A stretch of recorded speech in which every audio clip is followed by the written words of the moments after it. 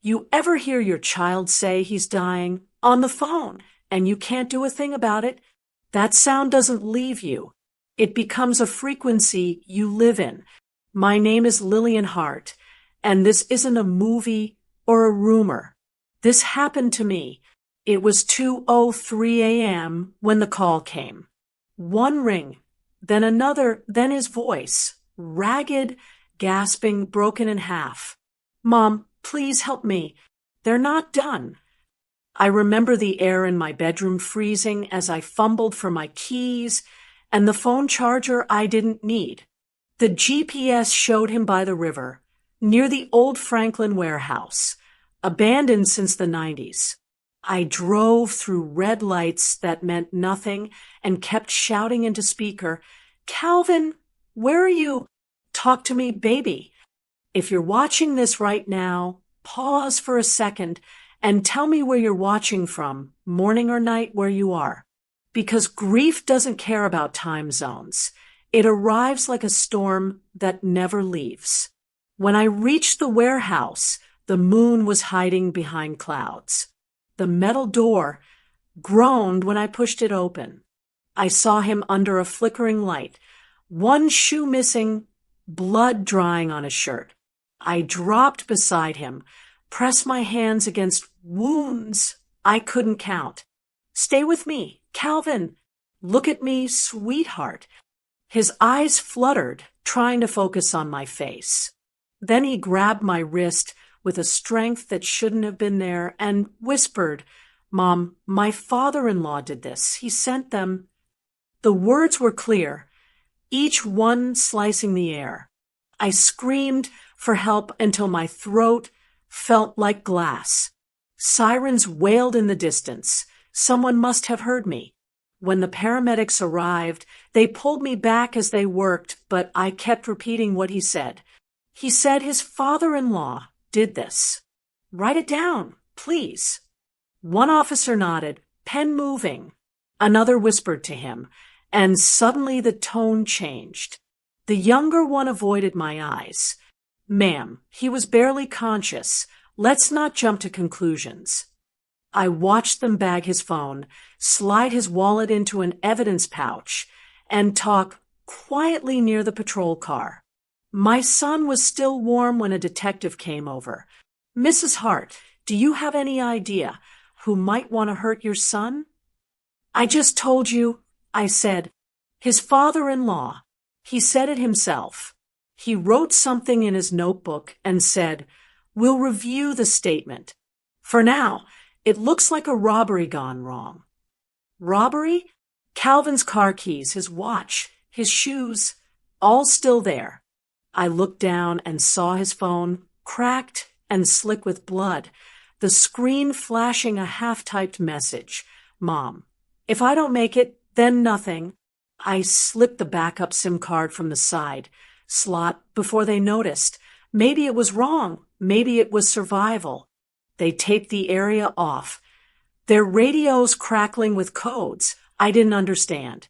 A plainclothes officer folded the yellow tape across the door and muttered, unclear dying statement, possible robbery. I knew right then the report was already changing. The ambulance pulled away, red lights cutting through the fog. I stood alone beside a puddle that reflected nothing but blue and red and the face of a woman who'd just watched the world she built disappear. When I finally sat in my car, I dialed my brother's number with hands that didn't feel like mine. He was a detective once, one who still believed evidence doesn't lie, even when people do. Thomas, I said when he answered, Calvin's gone. He was silent for a moment, then asked, what did he say before he died? I stared at the flashing police lights shrinking in my mirror. He said, my father-in-law did this, and they just called it a robbery.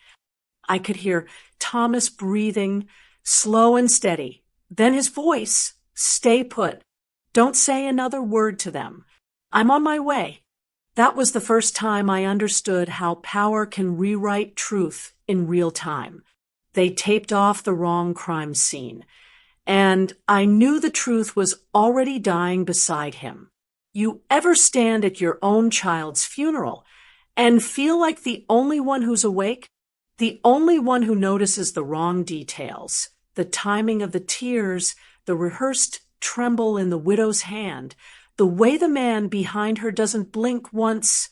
That was me the morning we buried Calvin. The chapel smelled like lilies and lies. Chloe sat in the front row in black silk, her shoulders trembling in perfect rhythm with the organ music. Behind her stood Gerald Mercer, her stepfather, the one Calvin had whispered about. He wasn't crying. He wasn't even pretending. He had that kind of stillness rich men wear to funerals they paid for. I sat 2 rows behind, staring at the back of her head, wondering how love could rot that quietly. The police had called Calvin's case a probable robbery. The detective's report left out everything that mattered, including the last words my son ever said. When the service ended, people lined up to hug me, to say those useless sentences people say when they don't know what else to do. He's in a better place. God needed another angel. At least he didn't suffer. Each one scraped another layer off my sanity. Then Detective Keller appeared in the line wearing a suit too expensive for a government paycheck. "Mrs. Hart," he murmured, steering me toward a corner where the sound of crying couldn't reach. "We're still working the case, but maybe it's time to let time do its job. You'll only make yourself sick chasing shadows." Is that official advice or Mercer's? I asked before I could stop myself. His jaw twitched. "I beg your pardon?" "I told your men what Calvin said." I said, "You called it an unclear statement." He exhaled through his nose, a polite sound that meant nothing. Sometimes grief hears more than the dying meant to say. Sometimes power erases what they did say. I replied. He didn't answer, just straightened his tie and walked off toward the widow and her benefactor. When I turned back, Chloe was crying into Gerald's chest, both of them surrounded by cameras. The photographers clicked like it was a fashion show. She looked radiant in her misery, mascara artfully streaked. He placed a hand on her shoulder, thumb brushing her collarbone, a gesture too familiar for comfort. I stood there, numb. The world was moving on without my permission. People began filing out toward the graveside. That's when I felt it. A hand slipped something into my palm. I turned, but whoever did it was already gone, lost in the procession. The paper was folded small, about the size of a business card. I waited until I was alone near the casket before opening it. 5 words, scrawled in black ink. He knew they were watching. And at the bottom, a single initial, N. My knees nearly gave out. The handwriting wasn't Calvin's. I scanned the crowd, faces blurred together under the glare of late morning. Everyone carried flowers, but only one person had left me instructions. I slipped the note into my purse as the priest began the final prayer. When they lowered the coffin, I didn't cry. I just kept staring at Chloe's hand gripping Gerald's arm and his thumb tracing idle circles against her skin. After the service, Keller offered his card again. "Call me if you remember anything new." "I already remember everything," I said, and turned away. The limousine pulled off, carrying the widow and her stepfather down the winding cemetery road. Reporters swarmed them like bees, their flashes painting white ghosts on my retinas. I stood in the empty parking lot long after everyone left, the note burning in my pocket. My son had died, whispering a name. The police had turned it into static. Now a stranger at his funeral was confirming what I already feared. Calvin had seen something coming, and nobody believed him. Everyone left flowers. Someone left instructions. You ever hold something that once belonged to the dead and realize it's still alive in its own way? That's what it felt like when the coroner handed me Calvin's phone in a brown evidence envelope, sealed and stamped like a secret nobody wanted opened. I'd gone there for paperwork, nothing more. They said I could collect his belongings since the case was closed. Those words hit harder than the smell of disinfectant that hung in the hallway. Closed. My son's blood still stained my memory, and they had the nerve to call it finished. The clerk didn't look at me when she passed the envelope across the counter. We logged it as item 47, a Mrs. Hart. The detective signed off 2 days ago. Detective Keller? I asked. Yes, ma'am. I thanked her and left before my voice cracked. Outside, the sun felt wrong, too bright, like it hadn't gotten the news yet. I sat in my car and tore open the seal. Inside were his keys, his watch, and that phone. The screen was cracked straight across the middle, spider veins splitting his reflection from mine. When I powered it on, the battery blinked red but held. There was one file still saved on the recorder app. It was untitled, 31 seconds long. I hit play. The first thing I heard was his breathing, fast, uneven, then static, like the sound of a storm trying to speak. A man's voice shouted something in the background I couldn't make out. Calvin's voice came next, faint and fractured. Mom, if this cuts out, Pine and Lake, then silence. I replayed it. Same fragments. No more, no less. Every time, it stopped at Pine and Lake. I didn't know if it was a street, a business, or a code. But the way he said it, it wasn't random. It was a clue left by a dying man who knew I'd come looking. Before I could process it, the phone buzzed again. A message popped up. System file corrupt. Restore? I tapped. No, I didn't trust anything that might erase the only voice I had left. When I reached home, Thomas was waiting on the porch, drinking coffee like the world was still logical. I handed him the envelope. They called it a robbery. I said, "You want to see something interesting?" He set the cup down and opened the attached report. The first line read, "Cause of death, blunt force trauma during robbery attempt." The second, victim's dying statement unclear. Unclear. I whispered. I told them exactly what he said. My father-in-law did this. That's not unclear. Thomas skimmed the report twice, jaw tightening. This isn't a report. It's a burial on paper. Meaning Keller or somebody higher cleaned it before it got filed. They removed your statement, changed the narrative, and stamped it as solved. He pointed to the corner of the page. There, in blue ink, was the word closed. My stomach dropped. How do you bury truth that fast? With money, he said quietly. And Mercer has plenty. The name hung between us like smoke. I played the recording for him. We both sat there, listening to Calvin's voice fade in and out. When it stopped, Thomas leaned back. Pine and Lake, he repeated. Could be a company. Could be a location. He wanted you to know. I think he knew they'd erase everything else. Thomas nodded. Then that's where we start. I stared at the police report again, tracing the word closed until the ink smeared under my thumb. It wasn't just an official label. It was a warning. The system wasn't going to help me. It was going to bury me next to my son if I kept asking questions. But what they didn't understand was that mothers don't stop asking. We just change how we ask. I folded the report, slid it into my drawer beside the folded funeral note from the stranger, and pressed the phone to my chest. Calvin's voice, broken and fading, echoed in my mind. Pine and Lake.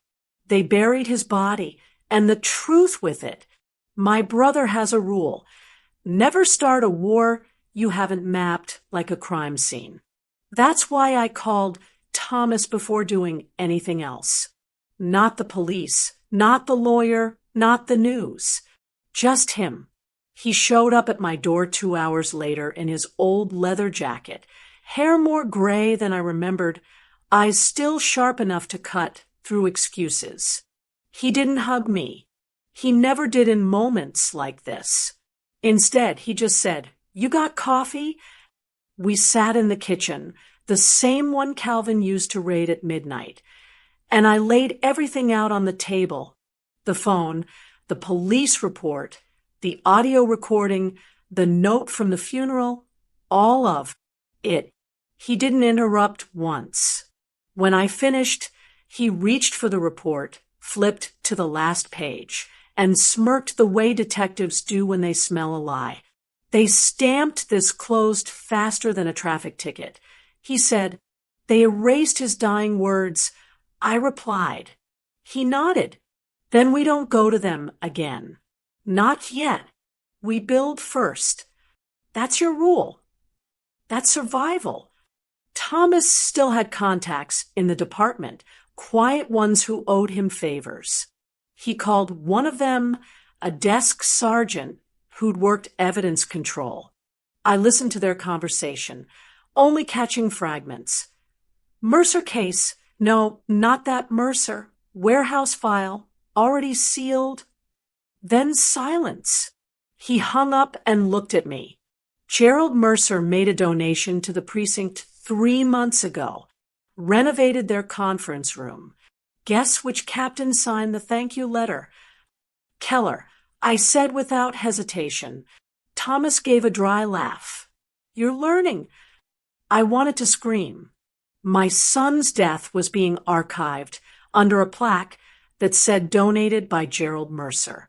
He leaned forward, voice low. "You said Calvin mentioned Pine and Lake." I did a quick search before driving here.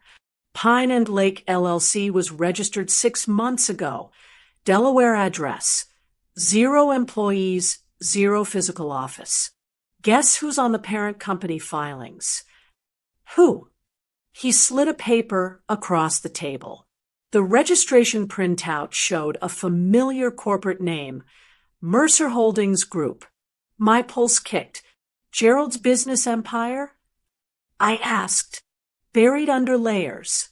But it's his, Thomas said. Pine and Lake was created right before Calvin's company signed that bogus consulting contract. They used it to drain money quietly. I felt my stomach twist. The pieces were starting to connect. The money, the silence, the power. But what hurt most was the thought that Calvin might have seen it coming and nobody believed him. "What do we do now?" I asked. "We gather," he said. "Paper first, people later. We'll build a file, so clean it can't be dismissed. No noise, no emotion, just proof. And after that," he leaned back, eyes distant. "After that, we let the evidence talk. Because when power protects guilt, only evidence can embarrass it." He started outlining what we'd need: bank statements, shell company registrations, any link between Mercer Holdings and Pine and Lake. I took notes, my handwriting trembling, but steadying with every word. At one point, I asked, "Thomas, do you think Keller knows?" He hesitated. "Keller doesn't need to know. He just needs to obey. People like Mercer don't buy loyalty. They lease it." That sentence stayed with me. We spent the rest of the evening cross-checking public records. Every new document pointed to Mercer's name, or at least to his shadow. And for the first time since the warehouse, I felt something stronger than grief. I felt direction. By midnight, Thomas printed the Pine and Lake registration and pinned it to the corkboard on my wall. The Mercer Holdings watermark glowed faintly under the lamplight. He stood back, folding his arms. Now you see it? See what? He smiled grimly. Your son stumbled into a river made of money. They used donations to wash it clean. Mercer's money wasn't just dirty, it was disinfected. The air inside Calvin's old office didn't smell like work anymore. It smelled like dust, burnt coffee, and the kind of silence that follows after everyone's learned to avoid eye contact. His name was still on the frosted glass door, Calvin Hart, Product Development Lead, but the edges of the letters were peeling, as if even the paint wanted to move on. I hadn't been back since the memorial. Every step felt heavier than the last. Thomas waited in the car, said I'd get more answers alone. People lie less when they think they're comforting a grieving mother. He told me. I didn't know if that was clever or cruel. Maybe both. The receptionist recognized me instantly and froze, her fake smile faltering. Mrs. Hart, I didn't know you'd be coming. I didn't either.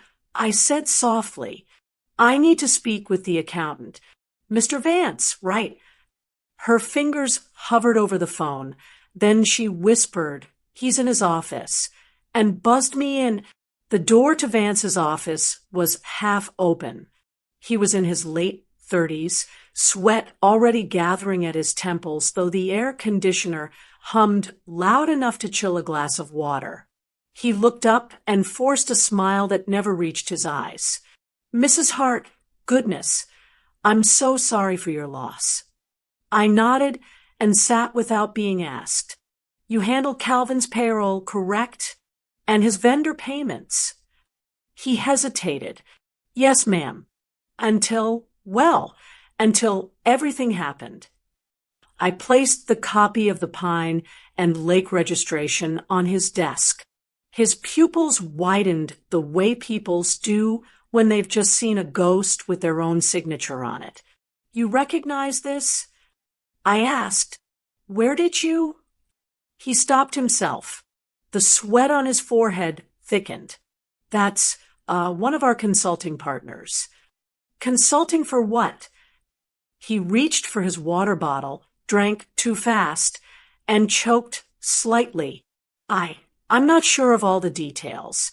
Mrs. Hart, a lot of those contracts are handled by senior management.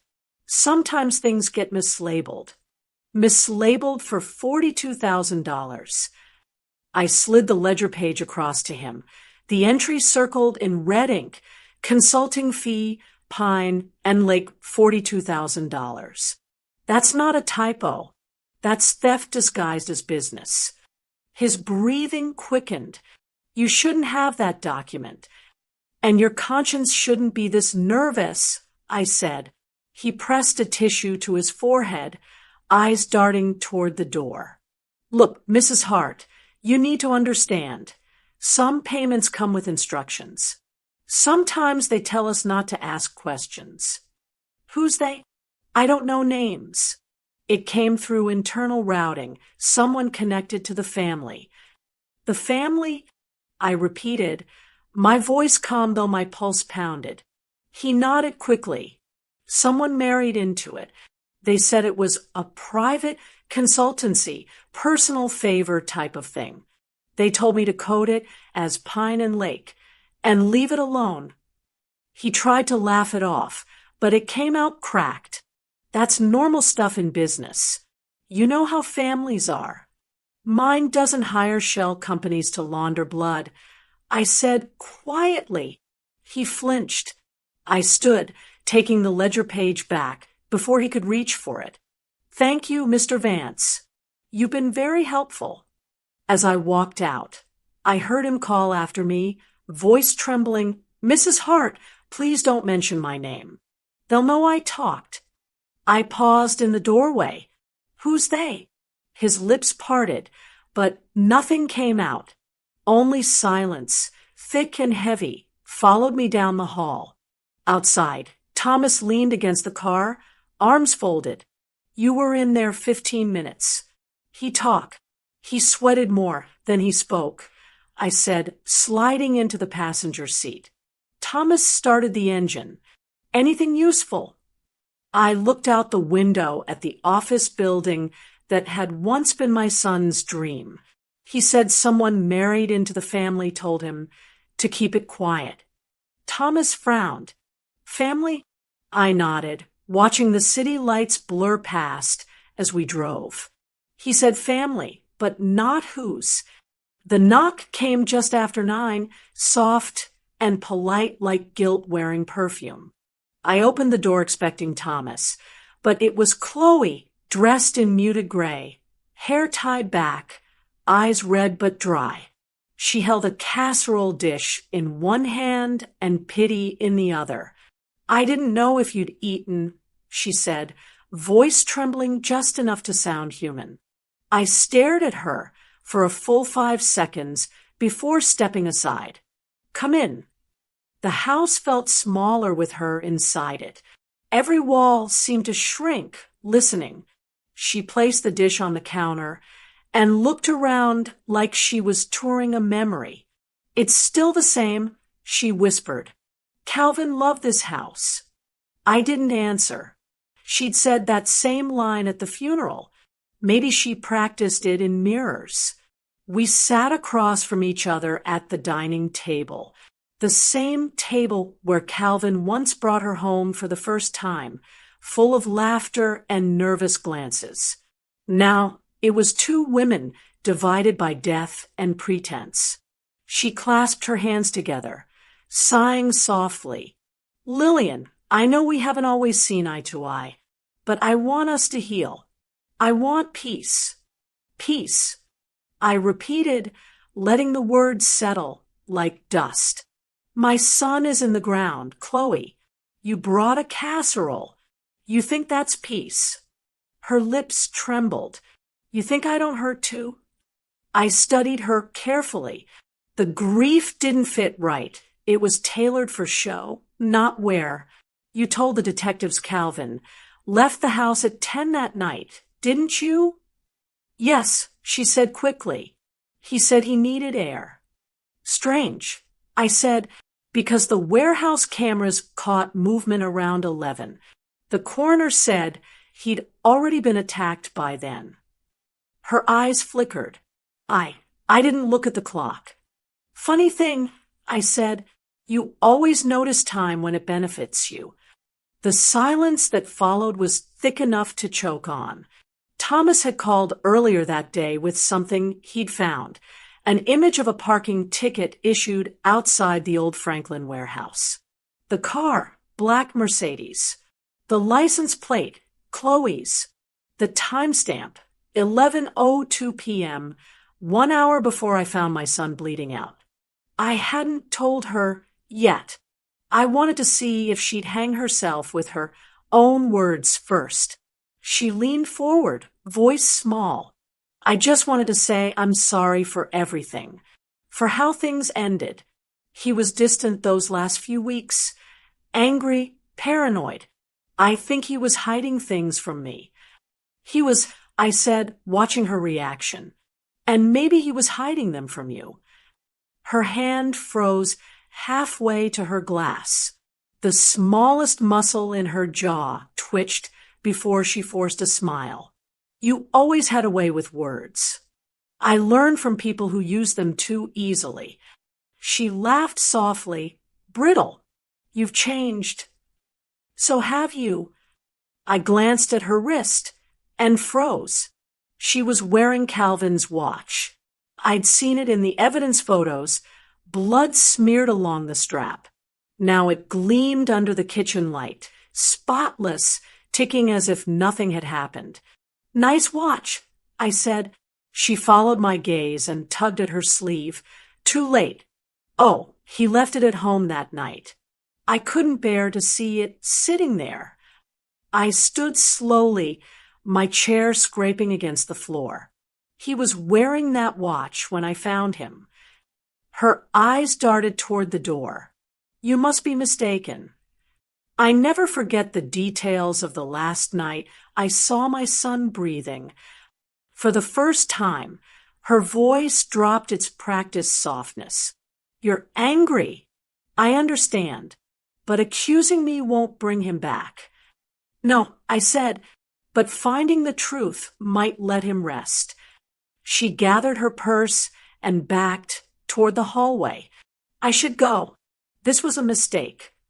Not for me, I murmured. The front door clicked shut behind her. I walked to the window and watched her car pull away, taillights disappearing into the dark. My hands trembled, not from grief this time, but from certainty. Thomas texted minutes later, got the ticket, 11:02 p.m. Same car. I looked back at the empty table. The casserole sat untouched, its smell turning sour. She'd come to comfort me, wearing the same watch my son died in. Grief has a rhythm. You wake up, you ache, you breathe because your body insists. Then, just when the world starts pretending it's normal again, something jolts the rhythm offbeat. For me, that jolt came in the form of an email from Calvin. It arrived exactly 30 days after the night he died. The subject line read, "If you're reading this, open carefully." I froze halfway through pouring coffee, the mug trembling in my hand. I read the sender address 3 times. His full name, his personal domain, untouched since the police seized his devices.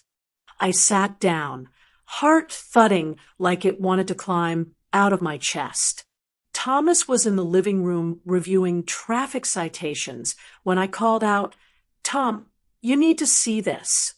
He joined me at the table, reading over my shoulder. The message body was short, almost clinical.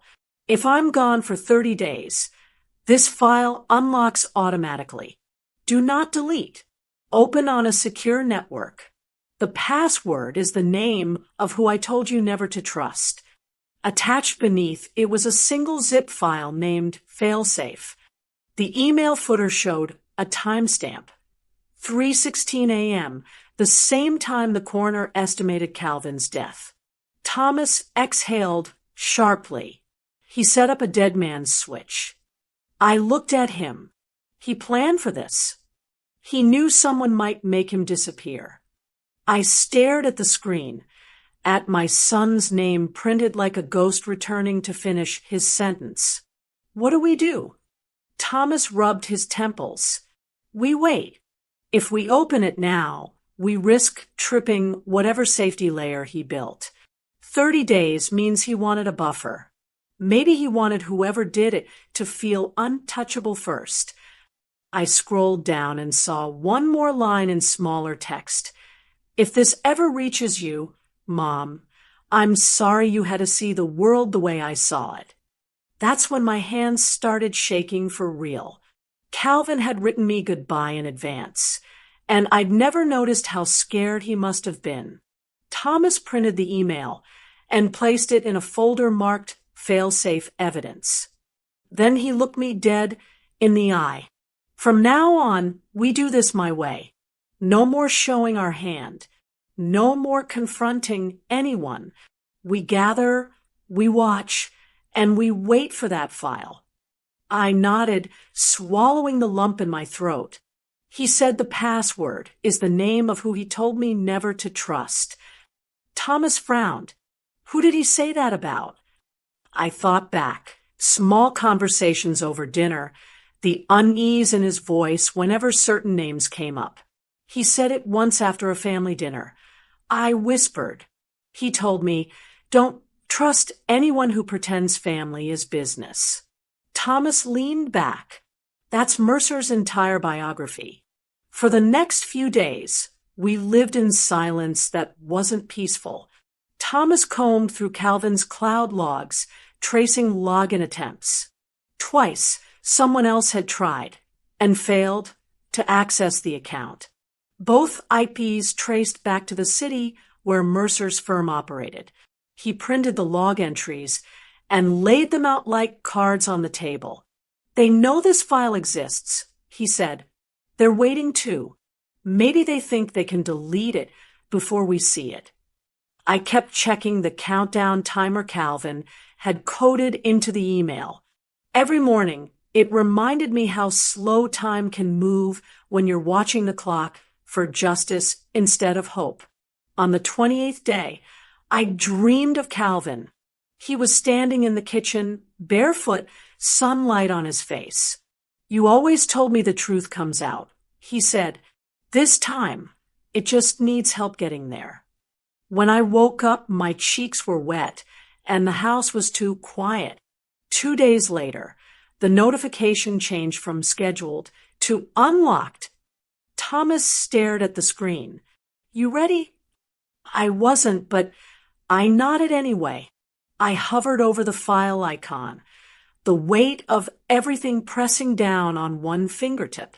Calvin had outsmarted the people who killed him. He had planned for a world that refused to believe him. You learn a lot about fear when you decide to make powerful people nervous. It doesn't start with a bang. It starts with an email you shouldn't send. I stared at the journalist's contact form for nearly an hour before typing the words that would change everything. "I have evidence linking Gerald Mercer's company to Pine and Lake LLC, the shell firm used in the Calvin Hart case. No name, no trace. Just the truth, stripped of my fingerprints." Thomas didn't approve. "You're poking a bear with a matchstick," he said, pacing behind me. "Then let him smell the smoke." I replied. I attached the Pine and Lake ledger page, the company registration under Mercer Holdings, and the scanned image of the $42,000 consulting payment. It wasn't everything, but it was enough to make someone at the top lose sleep. When I hit send, it felt like breathing through broken glass. The next morning, my phone buzzed with a message from an unknown number. "We received your submission. Verification underway." And just like that, the world tilted a little. By evening, the whispers started online. Blogs, subreddits, obscure financial threads. People were connecting dots I hadn't drawn for them. Someone leaked that Pine and Lake had quietly dissolved 2 days after Calvin's death. Someone else mentioned Mercer Holdings' sudden stock dip. Thomas brought home a printed draft of the story from one of his old contacts in the press. The headline made my hands shake. "Shell firm linked to TechAir's death." Beneath it, a blurry photo of Calvin, smiling in an old company profile. "This will rattle them," Thomas said, "but we can't get caught holding the match." "We won't," I said, though my voice didn't sound sure. 2 days later, I found out just how loud silence can get when people start watching you. I stopped by the grocery store that Thursday evening, trying to look like a woman whose son's death was just another headline. But in the parking lot, I spotted Chloe's black Mercedes. She was parked near the entrance, phone pressed to her ear, her voice sharp and low. At first, I wasn't going to listen. But curiosity has its own gravity. I ducked behind a row of carts just as her tone changed. "Controlled. Dangerous." I said, "It's handled." She whispered, "No, don't call again." "We handled it." Her words froze me where I stood. She wasn't talking about groceries. She turned, scanned the lot, and I slipped behind my car before she could see me. My pulse was so loud I could barely think. I waited until she drove off before I dared move. At home, Thomas was waiting with a newspaper in hand. "It's out," he said, slapping it onto the counter. The headline was the same as the draft, now live across national outlets. The story named Pine and Lake as a front connected to Mercer Holdings, hinting at potential conflicts of interest in a case police had declared a robbery. Below the fold, a quote from Gerald Mercer's spokesperson. These allegations are baseless and defamatory. Mr. Mercer has no connection to any company called Pine and Lake. Thomas smirked. He's already sweating. You did it. I didn't feel victorious. I felt exposed. Because if Mercer was sweating, Chloe was the one taking off the gloves. Later that night, I sat by the window, lights off, watching the reflection of police sirens slide down the street like red ghosts. I couldn't tell if they were after someone or if they were just reminding me who controlled this city's pulse. My phone pinged again. A new anonymous message. You've started something that can't be undone. Stay quiet. I didn't reply. I just looked at the newspaper again, Calvin's face staring back at me beneath the headline that now carried the weight of everything we'd lost. The next morning, I found a copy of the same paper on my porch. No address label. No note. Just a red circle drawn around the headline in ink that looked too fresh to be coincidence. I folded it slowly, my mind replaying Chloe's words. Tell him we handled it. The widow's grief had an audience. You ever feel your world collapse without a sound, not with shouting or glass breaking, but with paper, one piece of paper that tells you everything you prayed wasn't true. That's what happened the morning Thomas walked in holding a manila envelope, eyes grim and quiet like he was carrying a verdict. Got it, he said, setting the envelope on my kitchen table. I didn't need to ask what it was. For days, he'd been working his old channels, pushing favors and calling in debts from people who still respected his badge even after retirement. He'd said if we could just get our hands on the financial subpoenas from Pine and Lake's frozen accounts, we might finally see who moved the money. Now, the evidence sat between us. Open it, I whispered.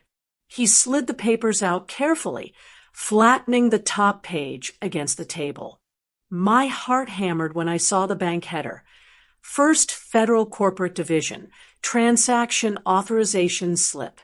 There were two signatures, one on the top line, small and slanted, like someone signing quickly in private. The second, bold and sharp beneath it. Thomas pointed at the first. Recognize that handwriting? I leaned in. The C looped the same way it did on her old birthday cards to Calvin. The flourish at the end was unmistakable. Chloe Mercer. The second signature below it, Gerald L. Mercer. I went cold. The transaction amount, $42,000 US. Description, consulting services, Pine and Lake LLC. Date, 1 week before Calvin died. My throat felt tight. She authorized the payment. Thomas nodded, and he approved it. Why both? I asked. That's the beauty of laundering through family, he said. Chloe probably initiated it under her company access. Gerald signed as corporate guarantor. No one questions a married pair managing shared accounts, especially when one of them has the chief of police on speed dial. I press my fingers against the page, like touching it might change what it said. This is her handwriting, Tom. She signed the money that killed him. He hesitated. We don't know that yet.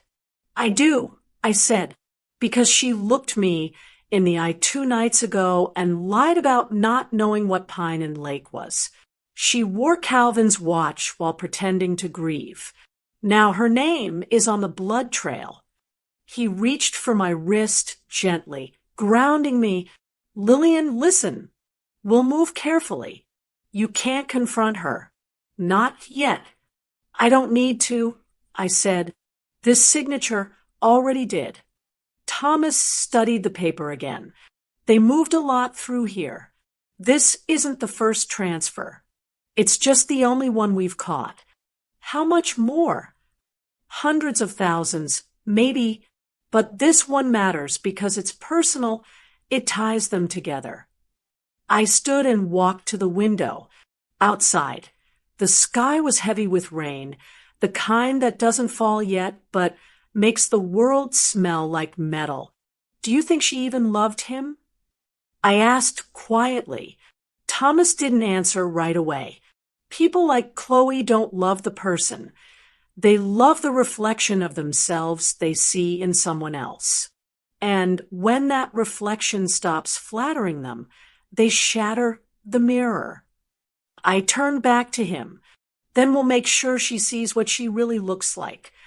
He slipped the document into a clear sleeve and labeled it in his neat detective handwriting, Pine and Lake, dual author. Then he looked at me and said something I'd remember long after this was over. Paper never lies, sis. People do. The rain finally started tapping against the window pane like a warning. I watched it streak down, each drop breaking apart as it fell, and wondered how many truths had to shatter before justice could exist. The envelope sat between us again, heavier now that we knew what it carried. 2 names, 1 transfer, 1 motive disguised as business. I whispered, almost to myself, my son's killers shared a last name. Justice doesn't always wear a robe. Sometimes it smells like sweat, cigarettes, and fear. Thomas called me to the station that morning, his voice flat but tight. We got 1, he said. He's ready to talk. When I arrived, the precinct's hallway buzzed with the kind of silence cops keep when they know something big is cracking open. Thomas met me at the door of interrogation room 3, arms crossed. We picked him up on a weapons charge last week. Turns out he's one of Mercer's errand boys. He asked for a deal. What kind of deal? I asked. He wants immunity for talking about the beating that killed Calvin. My knees weakened for a second, but I nodded, then let him talk.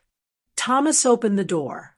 The man inside was wiry, face hollowed by years of bad choices and cheap loyalty. His wrists were cuffed to the table, but his smirk told me he still thought he had power. Mrs. Hart, he said, leaning back, didn't expect you to look me in the eye. I sat across from him. You know my son's name? He nodded slowly. Calvin. Smart kid. Wrong place, wrong time. Say his name like you didn't help kill him. I said quietly. His smirk faltered. Thomas slid a recorder across the table. Start from the beginning, he said.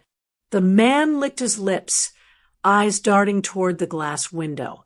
We were told to rough him up, not kill him, just teach him respect. Boss said he was talking too much about things he didn't understand. Who's the boss? Thomas asked. The man hesitated. Orders came down from Gerald Mercer's fixer, but the money came from Pine and Lake. Every one of us got cash envelopes. Same bank, same handler. My stomach twisted. Why my son? Because he found something he shouldn't have. He was digging into contracts that weren't supposed to exist. We thought it was about money. Didn't know it was about blood, too. He rubbed his hands together, cuffs clinking. He wasn't supposed to die. We were supposed to scare him. But he fought back, got one of us in the face with a wrench. The others panicked. Thomas leaned in. Who gave you his location that night? The man's silence stretched too long. I could hear the hum of the fluorescent lights. Then he sighed. A woman, pretty one, drove a black Mercedes. She pointed him out when he left his car, said, "That's him." Then she drove off.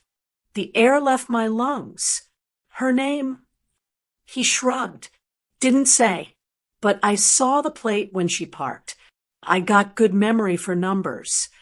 He recited them slowly, 7BRH942. Thomas wrote it down, eyes darkening. That's Chloe's car. The man didn't react. Whatever her name was, she knew exactly who she was feeding us. Looked calm doing it too. I felt something inside me shift, grief cracking into something sharper. She watched him walk to his death. He avoided my eyes. We didn't know he'd die, lady. We just do what we're paid for. Thomas stood, signaling the end of the session. You'll sign the statement. The man nodded, his hands trembling now. You think this'll bring him back? No, I said, rising from my chair. But it'll make sure you remember him every time you close your eyes. Outside the room, Thomas handed me a copy of the confession, his signature scrawled across the bottom.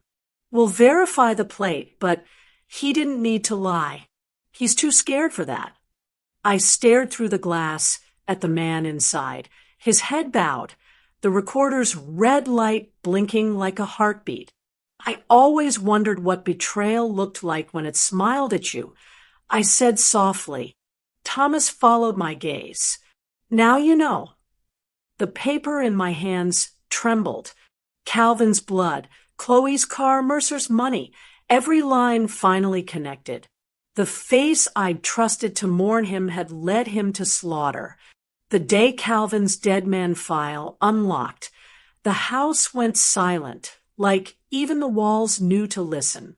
The countdown timer on his email had reached 0 at dawn. I sat at the kitchen table with Thomas beside me, our eyes fixed on the laptop screen where his name glowed in the subject line, failsafe activated. I clicked the link. A password prompt appeared.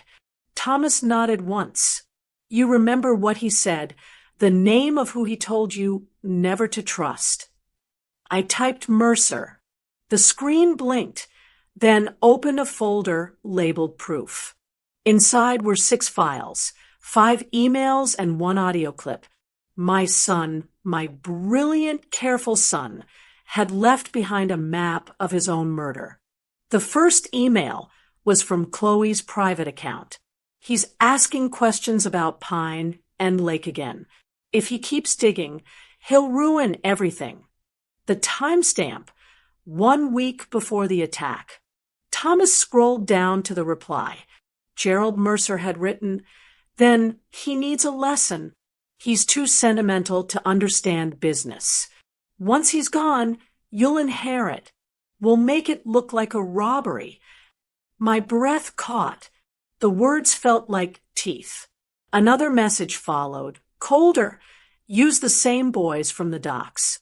No weapons, just hands. Fear looks cleaner.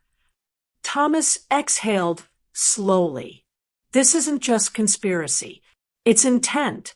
I nodded, unable to speak. Every keystroke on the screen felt like a heartbeat of the past resurrected. Calvin had known what was coming, and instead of begging for help, he built his own justice machine. We opened the final file, the audio clip. Static filled the room at first. Then voices, faint but clear enough to freeze blood. Mercer's voice, smooth, deliberate. Once he's gone, she inherits. Keep it quiet. We'll handle the rest. Chloe's voice followed, tight and trembling. I can't do this. You already did. Mercer said. Now finish it. The sound of a door closing ended the recording. Thomas hit pause. The cursor blinked in the middle of the screen, blinking like an accusation. He looked at me. That's enough to bury both of them.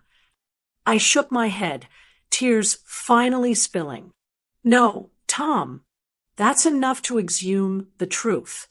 He closed the laptop gently, as if afraid to break what it held. We'll get it certified. Chain of custody. Every file, every timestamp. But my mind wasn't on procedure.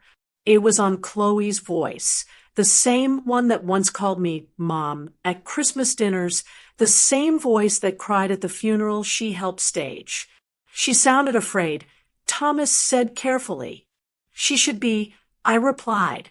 She thought money could buy silence. But she forgot who raised Calvin and who taught him never to build something without leaving a way back in. I touched the laptop, feeling its warmth, as if his hands still rested inside it. He must have set this up, knowing no one would believe him. Thomas nodded. He knew his enemies. He built this for them. Outside, rain hammered against the windows, each drop echoing like footsteps of ghosts that finally had names. I printed every email, slipped them into plastic sleeves, and labeled the folder, Fail-safe, primary evidence. Thomas said nothing, but his eyes were wet too. He outsmarted them even after death. I smiled through the tears. They used my son's genius to kill him. Now I'd use it to kill their lies. Courtrooms are cold for a reason. It keeps the truth from sweating. The morning of the state inquiry, I walked into the marble building with the folder Calvin built from the grave. Inside were the emails, the audio, and the IP logs Thomas had traced to Gerald Mercer's own office. Every breath I took felt borrowed. The inquiry room wasn't a courtroom yet, but it smelled like one. Journalists packed the back row, cameras lined the walls, and somewhere in the front, Gerald Mercer sat with the arrogance of a man who still believed money was a god. Chloe sat beside him, pale, her diamond earrings glinting beneath the fluorescent lights. She looked smaller than I remembered, like guilt had started eating her from the inside. The panel opened with pleasantries. This is a fact-finding hearing, one commissioner said, not a criminal trial.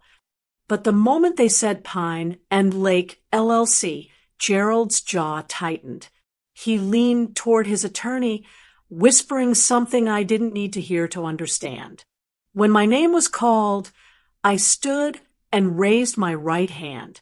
My voice didn't shake when I swore to tell the truth. It only shook when I began to speak it. I'm here because my son's death was never a robbery. I said, it was a cover-up paid for by the people in this room. Gasps rippled across the audience. Mercer didn't flinch. He just smiled, the kind of smile that has buried people for less. The commissioner cleared his throat. Mrs. Hart, you've submitted digital evidence. Emails and an audio recording you claim were retrieved from your late son's data vault. Yes, I said. Evidence he created himself. Evidence your state police ignored. They projected the first email onto the screen. Chloe's words lit up in blue text. He's asking questions about Pine and Lake again. Then Mercer's reply. Once he's gone, she inherits. Chloe's hand flew to her mouth. Mercer stayed still. His lawyer rose. These are forged. My client has no knowledge of any Pine and Lake. Thomas, sitting behind me, slid a document to the panel clerk. The commissioner lifted it, adjusting his glasses. This, Mr. Mercer, is an IP log trace linking your office computer to the Pine and Lake payment server, time-stamped the same day as this email exchange. The room went silent. The journalist rose, erupted with camera clicks. Mercer's face drained of color. That proves nothing. My office has multiple devices. Staff, the commissioner interrupted. The device ID matches your personal system, Mr. Mercer. A tremor passed through him, tiny but visible. It was the first time I'd ever seen a man like that flinch. Then came the audio. The speakers crackled, and his voice filled the room, unmistakable, calculated. Once he's gone, she inherits. Chloe shook her head, whispering, "No, no," under her breath, her mascara streaking like confession. Mercer's lawyer tried to stop the playback, but the sound had already done its damage. When the clip ended, the panel chair spoke softly, almost with pity. "Mr. Mercer, do you deny this is your voice?" Mercer stared straight ahead, jaw locked. Chloe covered her face and let out a choked sob. Then she crumpled forward, fainting as the cameras flashed. Paramedics rushed in, but no one moved to help Mercer. He sat frozen, watching his empire unravel one bite at a time. Thomas leaned over to me and whispered, "You just watched Goliath realize the stone's already in the air." I didn't answer. I just stared at Mercer, remembering the night Calvin called, the way his voice broke, the way truth bled faster than his body. For the first time, power flinched. When corruption dies, it doesn't go quietly. It thrashes claws and takes as many down with it as it can. The week after the public hearing, that's exactly what Gerald Mercer's empire did. It imploded. It started with a knock on his office door, the kind of knock that doesn't wait for an answer. The Department of Justice had moved in by dawn, armed with warrants and subpoenas. By noon, every screen on Mercer Holdings' trading floor was frozen, accounts suspended, access revoked, assets sealed under a single phrase stamped across the paperwork: Federal Freeze Order. Thomas, and I watched it unfold on the news from my living room. The anchor's voice was crisp, almost eager. Breaking developments in the Mercer inquiry. Multiple subsidiaries of Mercer Holdings are now under federal investigation for money laundering, bribery, and obstruction of justice. The camera cut to Gerald being escorted from his building, jaw clenched, eyes hidden behind dark glasses. Behind him, Chloe stumbled through the flashing lights of reporters, her once perfect composure cracking like porcelain in the sun. Thomas muted the TV. That's the look of someone realizing money doesn't buy gravity anymore. I didn't smile. I just whispered, "About time it fell." 3 hours later, Thomas got a call from an old friend inside the DOJ task force. He put the phone on speaker so I could hear. One of Mercer's lawyers flipped. The voice said, "He's turning over everything, emails, wire logs, even the police payments." My heart stopped. Police payments? Yeah, the voice continued. Internal memo labeled police retainer, Mercer. It lists every officer on his payroll. Detectives, sergeants, a few in evidence control. Keller's name is on it too. Thomas met my eyes, jaw tight. That's why they buried the report. Keller wasn't lazy, he was bought. I sat back, the memory of that night flooding in. The way the detectives had looked away when I repeated Calvin's last words, how they'd changed my father-in-law did this into unclear dying statement.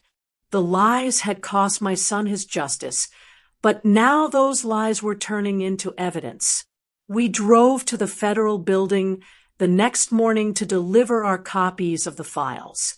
The woman at the DOJ desk, a tired-looking analyst with kind eyes, recognized the name immediately. "You're the mother," she said softly. "You started this." "No," I said, placing the folder on the counter. He did. Inside were duplicates of Calvin's fail-safe documents, emails, audio, IP logs, all printed, dated, and notarized. The woman nodded, almost reverently, as she slid them into a secure envelope. By evening, More headlines rolled in. Mercer Holdings under federal siege. Police corruption tied to Mercer bribery ring. Calvin Hart murder reclassified. Homicide investigation reopened. Chloe's accounts were frozen by sundown. The luxury home she'd shared with Calvin, the one she'd redecorated after his death, was seized pending forfeiture. Neighbors gathered at her gate, whispering as movers boxed up her designer life into brown cartons marked evidence. Thomas poured 2 glasses of wine that night, a rare gesture from a man who never celebrated early. "You've done what entire precincts couldn't," he said. I shook my head. I didn't do it. The truth just finally found a louder voice than money. He clinked his glass against mine. That's justice. But I wasn't sure justice was the right word. What I felt wasn't triumph. It was exhaustion. For months, I'd screamed into a system that refused to hear me. Now, finally, the same system was choking on the lies it had swallowed whole. I turned off the TV and looked at Calvin's photo on the mantel, his easy smile, his eyes that always seemed to know more than he said. "You did it, baby," I whispered. "You made them see." Outside, thunder rumbled over the city, the sound of foundations cracking, of empires collapsing under their own deceit. The system that silenced my son finally started choking on its own secrets. The courthouse smelled like rain and nerves. Reporters lined the hallway, whispering like they were afraid to disturb history. It had been 8 months since the night Calvin called me for the last time. 8 months of evidence, hearings, and nights when I forgot what silence sounded like. And now, the end had come dressed in black robes and marble walls. When they brought Gerald Mercer in, he didn't look like power anymore. His suit still fit, but his pride didn't. The man who once bought silence with signatures now stood behind bulletproof glass, his empire reduced to frozen accounts and lawyers who wouldn't make eye contact.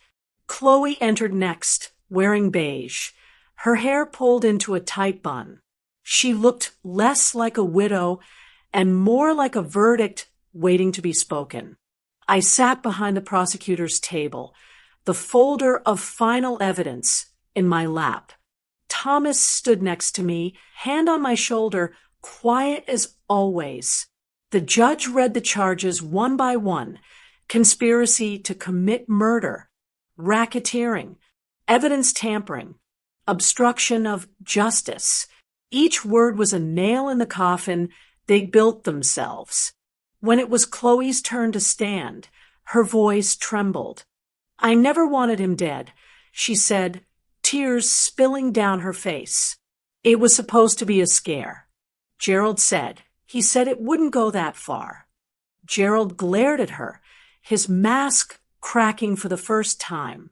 "You wanted the money, not the man. Don't you dare pretend."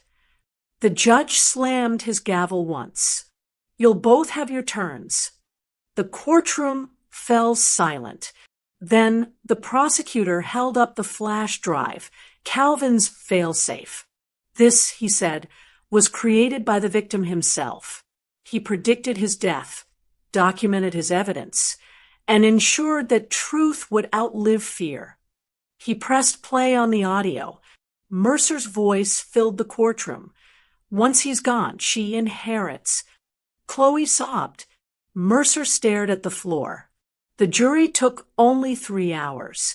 When they returned, the foreman's voice didn't shake. "We, the jury, find the defendants guilty on all counts."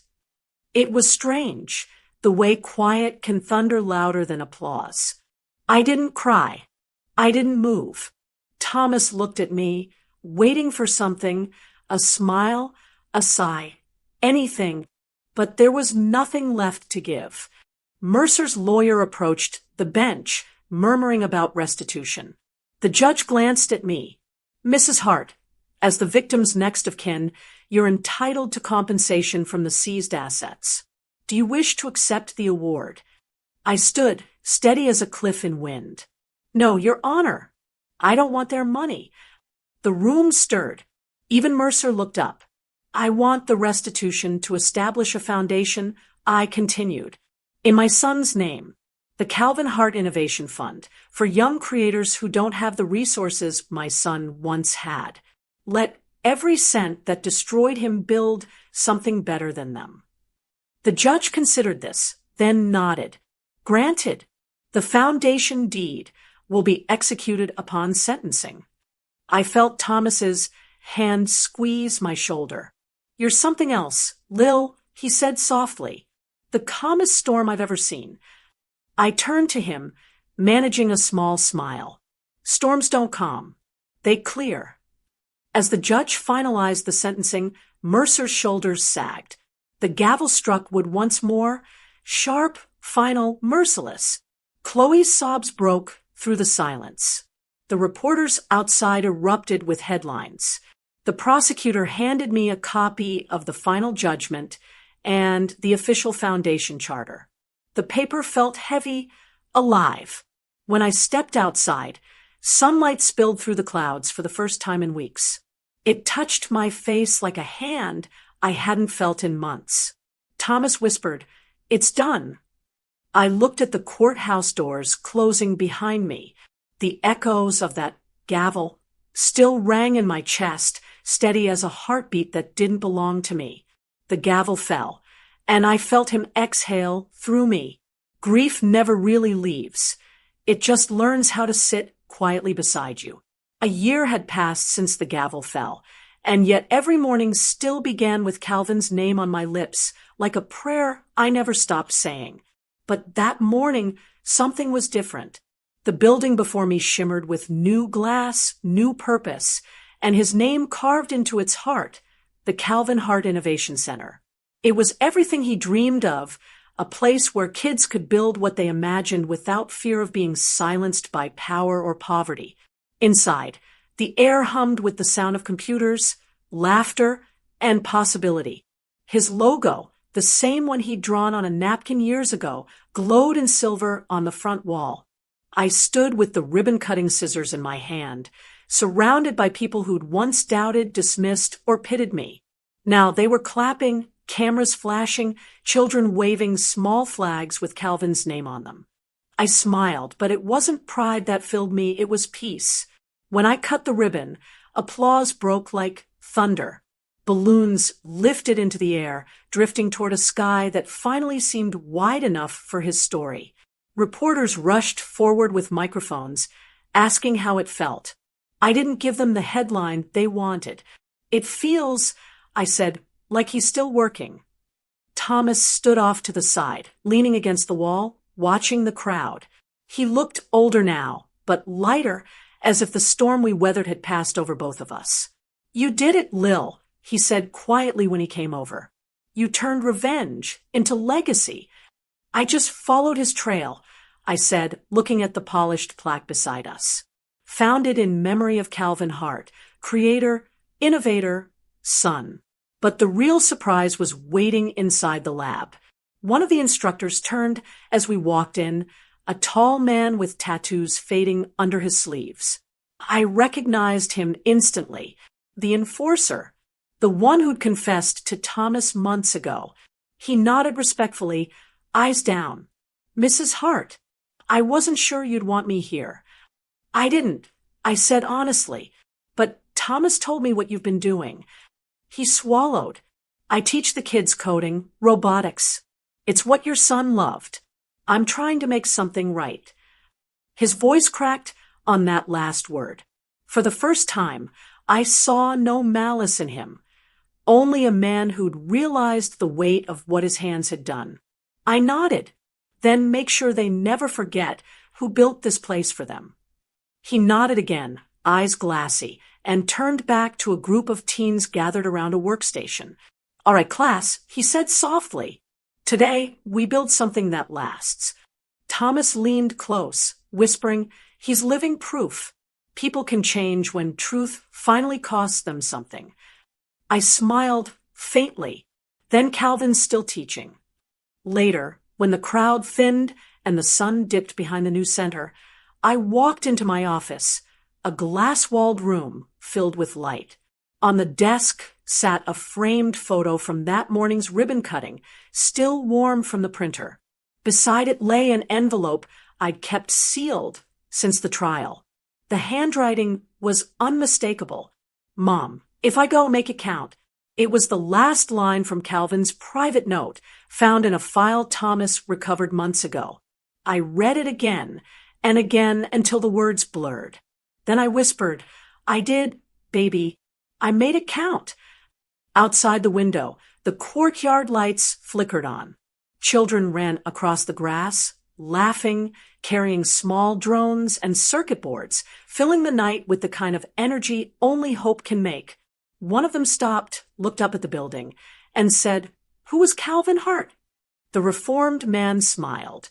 "He was the reason you can dream here."